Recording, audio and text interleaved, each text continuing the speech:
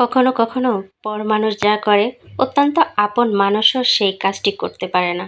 Hello everyone, আসসালামু আলাইকুম। কী অবস্থা সবার? আজকে মাংস রান্না করব মাখিয়ে, কারণ ঝটপট রান্না শেষ করতে হবে।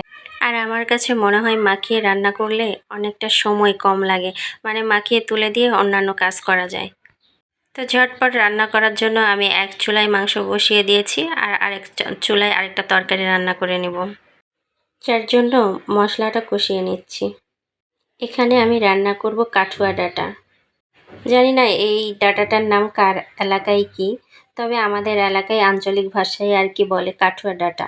তো এই ডাঁটাটা আমি ঢাকায় অনেক খুঁজেছি, কিন্তু কোথাও পাইনি। তো এই জন্য এটা গ্রাম থেকেই নিয়ে আসা। দুই চুলায় আমার দুইটাই হচ্ছে, ঝটপট করে একটু বাইরে বের হব। জীবনে পথ চলতে গেলে যেমন আমাদের অনেক বাধার সম্মুখীন হতে হয়, ঠিক তেমনি আপনজন এবং পর মানুষদেরকেও প্রয়োজন হয়।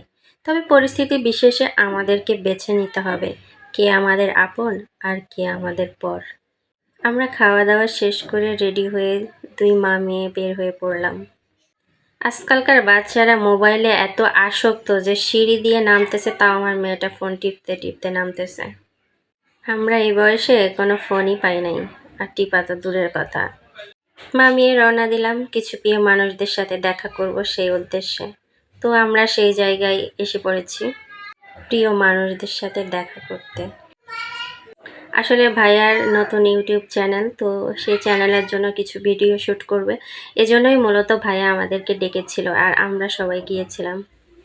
অবশ্য সেখানে গিয়ে অনেক মজা হয়েছে, ভাইয়ারা ছিল, আপুরা ছিল, সবাই মিলে বেশ মজাই করেছি আমরা।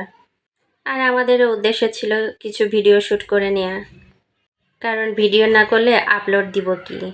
তো এদিকে ভাইয়া ওই আপুটাকে বোঝাচ্ছিল, কারণ তার নতুন চ্যানেল আর তার সঙ্গে কিছু ভিডিও নেবে, এজন্য আর কি আপুকে আগেই বলে দিচ্ছিল। আর এই যে আমাদের ভালোবাসার আপু, এই আপু তো একা একাই নিজে শ্যুট করছিল। আপু মূলত গান আপলোড দেয়, এজন্য আপু নিজের কণ্ঠে আর কি নিজে একা একাই গান শ্যুট করছিল।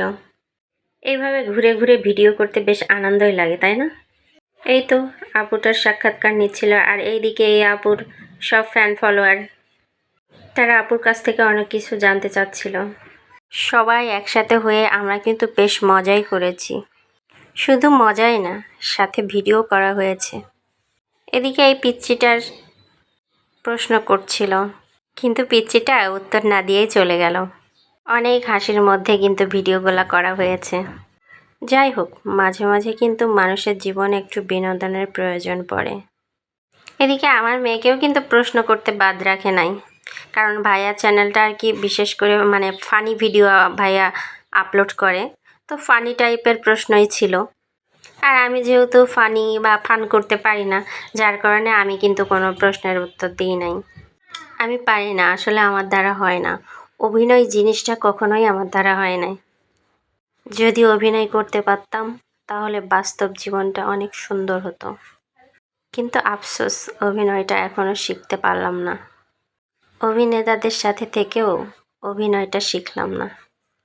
ভাইয়া কিন্তু ছোট বড় কাউকেই ছাড়েনি। এই আন্টিটার ইন্টারভিউও নিচ্ছে ভাইয়া। আন্টিও কিন্তু বেশ চমৎকারভাবে প্রশ্নের উত্তর দিচ্ছিল। আন্টির উত্তর শুনেও আমরা খুব হাসাহাসি করছিলাম। আন্টিও খুব ফান করে কথা বলতে পারে। সবার অভিনয় দেখে দেখে অভিনয় শিখতে খুব ইচ্ছে করে, কিন্তু আসলে অভিনয়টা আমার দ্বারা কখনোই সম্ভব হয় না, পারিই না আমি। রিয়েল লাইফে অভিনয় শেখাটা আমার জন্য জরুরি ছিল, তাহলে হয়তো অনেককে দেখাই দিতে পারতাম, অনেক কিছু করতে পারতাম, কিন্তু সেটা কখনো হয় না। জীবনে বেশিরভাগ ক্ষেত্রেই দেখি আপন মানুষগুলো খুবই স্বার্থপর হয়। নিজের স্বার্থ পূরণের জন্য তারা সব কিছু দূরে ঠেলে দেয়। তারা চায় অন্যকে কষ্ট দিয়ে নিজে সুখে থাকতে। এদিকে অধরা তো ছবি তুলতেই ব্যস্ত, আর এই তো ক্যামেরাম্যানকে কিভাবে ঘুরিয়ে নিচ্ছে। ক্যামেরাম্যান ভাইয়াও অধরার কথা মতোই কাজ করছে। আজকে এই পর্যন্তই। সবাই ভালো থাকবেন, সুস্থ থাকবেন।